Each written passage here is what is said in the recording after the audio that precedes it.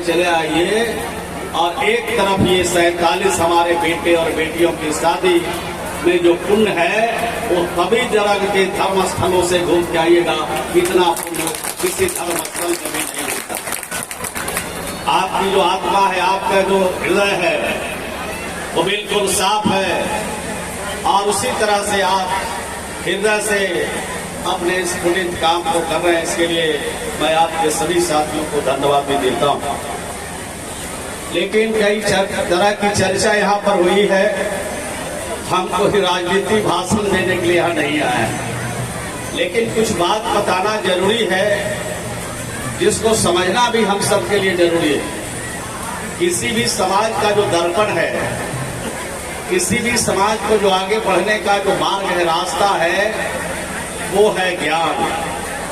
दुनिया में अभी तक ये देखा गया है कि दौलत वाले लोगों ने भूख मरते देखा है, दौलत वाले को भीख भी मांगते देखा है, लेकिन ज्ञानी आदमी को दुनिया में अभी तक न भीख मांगते देखा है और न भूख मरते देखा है। तो समाज के लिए जो दर्पण है, जो ज्ञान है, उसको अपनाना चाहिए।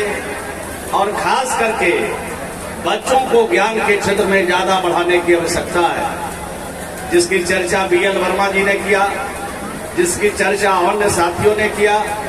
तो ज्ञान के क्षेत्र में जब हम बढ़ेंगे तो हमारा जो समाज है, हमारा जो काम है, वो और तेजी से हमारा बढ़ेगा।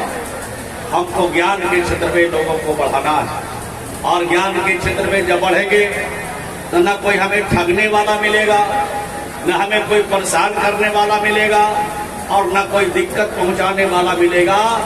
तो मैं आज के इस कार्यक्रम में आप सबसे अपील करना चाहते हैं, आप गरीब हो सकते हो, आपके घर में 2 शाम खाना बनता है, उसके बिना आप रह नहीं सकते हो, जिंदा नहीं रह सकते हो।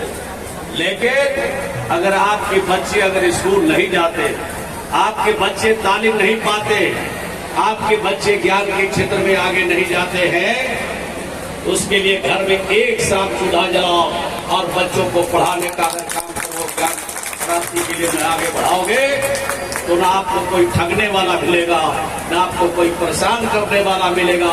और जो समाज ये आगे बढ़ा है, उसके इतिहास को आप देखिए, वो समाज बढ़ा है, ज्ञान से आगे बढ़ा है। इसलिए ज्ञान के क्षेत्र में आप आगे बढ़ेंगे।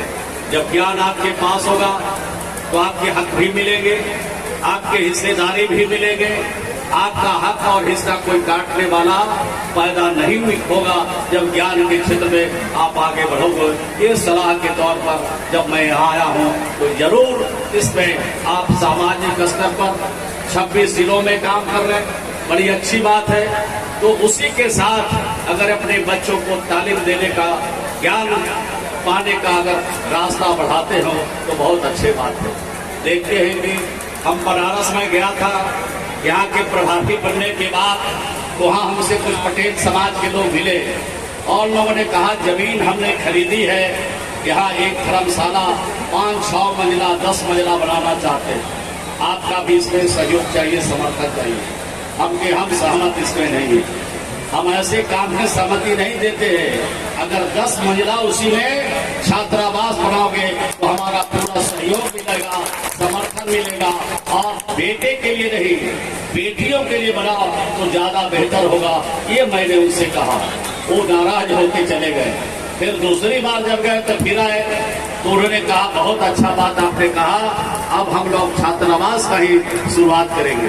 अब गांव है यहाँ पर, यहाँ से अगर ललितपुर जाना है 65 किलो